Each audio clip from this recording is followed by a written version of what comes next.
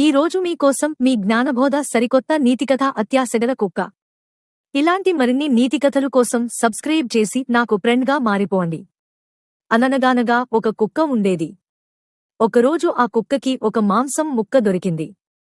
ఈ రోజు మంచి భోజనం దొరికింది అనుకుని సంతోషంగా ఆ కుక్క మాంసం ముక్కను నోట్లో పెట్టుకుని తన ఇంటివైపుకు బయలుదేరింది. దారిలో ఒక నది ఉంది.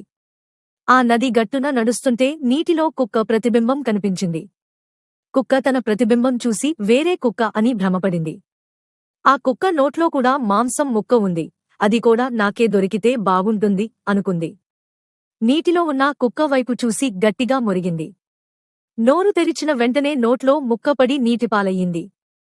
అప్పుడు కుక్క నిజం గ్రహించి బాధపడింది. అత్యాశకి పోకుండా ఉన్న ముక్కను చక్కగా ఇంటికి తీసుకుని వెళ్లి తింటే బాగుండేది అనుకుంటూ వేరే ఆహారం వెతకడం మొదలుపెట్టింది.